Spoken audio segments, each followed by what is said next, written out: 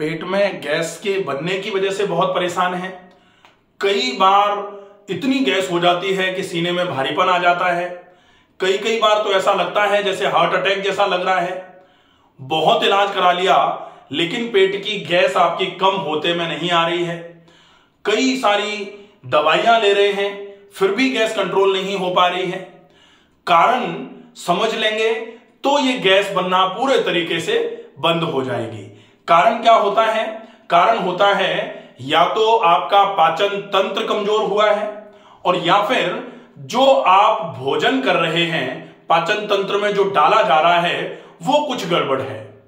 या तो पाचन तंत्र में कुछ गड़बड़ी है या तंत्र अगर ठीक है तो जो डाला जा रहा है पाचन तंत्र में उसमें कुछ गड़बड़ी है।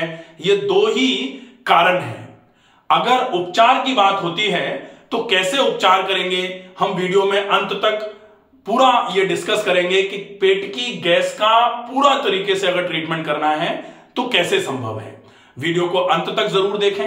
अगर आप इस चैनल पर नए हैं तो प्लीज आप इस चैनल को सब्सक्राइब जरूर कर लीजिए। कारणों में हम देखेंगे कारण है दो। पहला कारण तो हो गया आपका पाचन तंत्र और दूसरा कारण हो गया जो पाचन तंत्र में आहार डाला जा रहा है उस आहार की अनियमितता। अनियमितता कुछ इसमें गड़बड़ी रहेगी तो भी गैस बनना चालू हो सकती है। ये गैस ठीक है, ये तो कारण हो गया। अब हम देखें कि ट्रीटमेंट क्या हो सकता है। इलाज जो है गैस बनने का वो क्या होगा। सबसे पहले तो दो तरीके के ट्रीटमेंट हो सकते हैं। एक तो होता है दवाइयों से इलाज। तो दवाइयों से इलाज जो है उसमें आप क्या कर रहे हो, गैस बनने के कारण जो भी हैं उन कारणों को अगर आप खत्म करके इलाज करना चाहते हो तो आपको क्या करना पड़ेगा। पाचन तंत्र को अगर कमजोर है तो कोई दवाई पाचन तंत्र को मजबूत बनाने का काम कर सकती है क्या? नहीं कर सकती। पाचन तंत्र को स्ट्रांग बनाने का काम सिर्फ खुद पाचन तंत्र ही कर सकता है, क्योंकि कहा जाता है बॉडी हील्स इटसेल्फ। शरीर अपने आप की क्षमताएं खुद ही बढ़ा सकता है। बाकी चीजें तो सिर्फ केवल आपको थोड़ा सा सपोर्ट करने का काम कर सकती हैं। तो दवाइयों से आप क्या कर सकते हो, जो गैस बन रही है उस गैस के बनने की दर जो है वो कम कर सकते हो। कैसे कर सकते हो? आप पीपीआईज ले सकते हो, जो प्रोटॉन पंप इनहिबिटर्स जो होती है ना, जिनको सामान्य तौर पर गैस की गोलियां बोला जाता है। आप उसमें पीपीआईज के साथ में डी ले सकते हैं या पीपीआईज के साथ में एल ले सकते हैं, डोमपेरिडोम या लिवोसल्प्राइड का कॉम्बिनेशन। इसके साथ में आप कुछ डाइजेस्टिव एंजाइम ले सकते हैं, क्योंकि अगर कुछ ये वाला कारण था, खाने में अनियमितता हो गई थी, खाना अगर आपने भारी खा लिया है, पच नहीं पा रहा है, तो खाने के पाचन को बढ़ाने के लिए आप कुछ डाइजेस्टिव एंजाइम्स ले सकते हैं, जो वैसे तो आपके शरीर में अंदर से निकलने चाहिए लेकिन अंदर से नहीं निकल पा रहे, तो फिर आप इनका उपयोग बाहर से either in case of syrups, आप इन फॉर्म ऑफ सिरप्स ये ले सकते हैं, या फिर सैचेट वगैरह जो आते हैं डाइजेस्टिव एंजाइम्स के, उनको पानी में घोल करके पिया जा सकता है। तो एक तो ये वाला फॉर्मेट है, ठीक है। इसके साथ में दूसरा वाला जो होता है वो है लाइफस्टाइल चेंजेस। लाइफस्टाइल चेंजेस का मतलब क्या होगा कि आप अपनी जीवन शैली में कुछ परिवर्तन करें, जिसकी वजह से ये जो गैस बन रही थी जिन गड़बड़ियों की वजह से, वो गड़बड़ियां धीरे धीरे करके ठीक हो जाएं, और जैसे ही वो गड़बड़ियां ठीक होंगी तो फिर आपकी गैस बनना पूरे तरीके से खत्म हो जाएगी। तो लाइफस्टाइल चेंजेस में आपको क्या करना पड़ेगा, जो पाचन तंत्र को मजबूत करे ऐसी लाइफस्टाइल, और जो आहार आप ले रहे हैं उस आहार में कुछ ऐसे परिवर्तन हो कि वो जल्दी से पच जाया करे।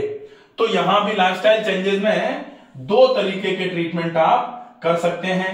दो तरीके के ट्रीटमेंट कौन से हैं? एक तो कर सकते हैं आप कि पाचन तंत्र को मजबूत बनाने का काम।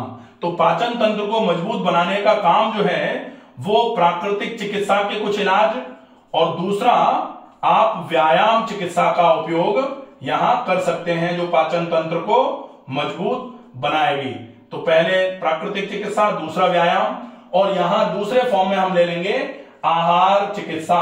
आहार चिकित्सा मतलब आहार में कौन से परिवर्तन करने हैं, क्या क्या खाना है, किस किस चीज को छोड़ना है, और इन दोनों को मिलाकर के आपको अपने लाइफस्टाइल में और कौन से चेंजेस करने हैं। जो आप आहार खा रहे हैं, जो खाना खा रहे हैं, उसको कैसे खाया जाए, जो आप नेचुरोपैथी का ट्रीटमेंट ले रहे हैं वो कब कौन सा ट्रीटमेंट लेना है, व्यायाम जो आप कर रहे हैं वो कौन से व्यायाम को कितनी बार कितनी देर तक करना है और एक दिन में कितनी बार उसको रिपीट करना है, व्यायाम आपको खाली पेट करना है, ये तो सब जानते ही हैं। तो इन सब चीजों को जब हम समझेंगे तब जाकर के पूरे तरीके से इस गैस का इलाज हो पाएगा।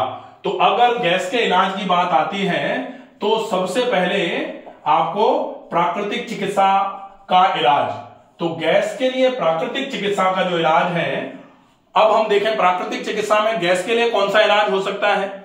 सबसे बढ़िया इलाज होता है कि नेचुरोपैथी क्या मानती है, सबसे पहले आप एलिमिनेशन करो, शरीर की गंदगियां जो हैं उनको बाहर कर दो। सबसे पहले अगर आपने एलिमिनेशन कर दिया तो जैसे ही एलिमिनेशन होगा शरीर अपने आप को खुद ही ठीक करना चालू कर लेगा। तो एलिमिनेशन के लिए प्राकृतिक चिकित्सा में आप क्या कर सकते हो, बहुत ही अच्छा उपचार होता है सेक, मिट्टी पट्टी और एनिमा। अगर आप ये 3 चीजें कर लो तो निश्चित ही आपका पाचन तंत्र धीरे धीरे करके मजबूत होना चालू हो जाएगा, क्योंकि इवैक्यूएट हो जाएगा, पूरा का पूरा पाचन तंत्र बिल्कुल साफ सुथरा रहेगा। अगर आपने ये कर दिया तो धीरे धीरे करके शरीर के टॉक्सिन्स जो भी हैं वो बाहर निकलना चालू हो जाएंगे, आंतें पूरी साफ रहेंगी। अब व्यायाम करके आप आंतों की क्षमता को बढ़ाएं। तो व्यायाम में कौन सी चीजें हो सकती हैं, व्यायाम में आप टहलना करो, खूब सारा टहलना, लेकिन मुंह को बंद करके टहलना है। आजकल जो लोग टहलते हैं कि पूरा टहलने के समय में लगातार बातें हो रही हैं, यहां वहां, ऑफिस की, घर की, बाहर की, पॉलिटिकल मैटर्स जो भी हैं वो सारे के सारे डिस्कस होते हैं जब हम टहल रहे होते हैं। तो ऐसे समय में अगर टहलते हुए, बात करते हुए आप टहल रहे हो तो टहलने का फिर से वही वाली बात आ जाती है, एक है साध है सब सद है, सब साध है सब जाए। आप एक चीज को कर रहे हैं लेकिन दूसरी चीज की बात हो रही है, तो फिर किसी भी चीज में आपका पूरे तरीके से कहा जाता ना, आदि छोड़ पूरी को धावे, पूरी मिले ना आदि पावे। हम टहल रहे थे तो टहलने का ही फायदा ले लेते, टहलते समय उधर बात और कर रहे हैं तो ना तो टहलने का ही फायदा मिला, बातचीत करने का तो खैर जो भी है फायदा कितना मिलता है ये तो हम सब लोग जानते ही हैं। तो व्यायाम करते समय बिल्कुल भी बातचीत ना हो, इसका विशेष ध्यान रखा जाए। और व्यायाम के बाद में प्राणायाम में आप कोशिश करिए अनुलोम विलोम प्राणायाम कम से कम 10 मिनट के लिए, और कम से कम अनुलोम विलोम के बाद डीप ब्रीदिंग जो है वो 50 बार लंबी गहरी श्वास भरना और भरी गई श्वास को धीरे धीरे छोड़ना, ये जरूर हो जाए। आहार चिकित्सा में आप वो खाना जो बहुत आसानी से पच जाता है। आहार चिकित्सा में गैस बनने के 3 कारण हो सकते हैं, या तो आप बहुत भारी खा रहे हैं, बहुत भारी है पचने में वो खा लिया, दूसरा होता है खाना भारी भी है और ज्यादा भी है तो भी गड़बड़ करेगा, और तीसरा होगा कि हल्का तो है लेकिन मात्रा ज्यादा खा ली, ओवर ईटिंग। तो ये तीनों चीजें अगर आपकी हो रही हैं तो ये तीनों ही गड़बड़ी कराना चालू करेंगी कि आपको हल्का ही खाना है, लेकिन हल्के खाने को ज्यादा मात्रा में नहीं खा सकते आप, तो हल्का है और मात्रा ज्यादा हो गई तो भी डेफिनेटली प्रॉब्लम कर देगा। और अगर भारी है और मात्रा ज्यादा हो गई तो डेफिनेटली प्रॉब्लम करा रखा ही है उसने। और होता है कि भारी है लेकिन आपने मात्रा ज्यादा नहीं भी खाई है तो भी आपका भारी खाना जो हैवी डाइजेस्टिव है वो आपको नुकसान करेगा ही। तो डेफिनेटली ये जो प्रॉब्लम है इसको आपको देखना पड़ेगा। आप हल्का खाना कम मात्रा में बहुत चबाकर और पेट को लंबे समय तक खाली नहीं रखना है, इसका भी ध्यान रखते हुए आप अगर भोजन का नियम बना के रखेंगे, खाने को बहुत अच्छे तरीके से धीरे धीरे करके तसल्ली से बैठ करके चबा कर खाएंगे तो निश्चित ही ये पेट की समस्या जो है धीरे धीरे करके ठीक होना चालू हो जाएगी। पानी का ध्यान रखना है, पूरे दिन में थोड़ा थोड़ा करके बार बार पानी पीना है, लेकिन खाने के तुरंत पहले पानी नहीं पीना है, खाने के तुरंत बाद पानी नहीं पीना है। खाने के साथ आप थोड़ा पानी पी सकते हैं, लेकिन खाने के साथ भी आपको बहुत ज्यादा मात्रा में पानी नहीं पीना है। खाने के कम से कम 1 से 1.25 घंटे के बाद आप पानी पी सकते हैं, वो आपके लिए उपयोगी माना जाएगा। तो अगर इतनी चीजें आप अच्छे तरीके से फॉलो करेंगे तो डेफिनेटली धीरे धीरे करके आपकी ये जो पचने की अपच की समस्या है, जिसकी वजह से गैस बन रही है, वो धीरे धीरे करके ठीक होना चालू हो जाएगी। आशा है ये वीडियो आपको पसंद आएगा। ज्यादा से ज्यादा लोगों तक वीडियो पहुंचाएं ताकि गैस की समस्या से जो लोग ज्यादा परेशान हैं वो इस समस्या से पूरे तरीके से मुक्ति पालें। स्वस्थ रहिए, सुरक्षित रहिए। धन्यवाद।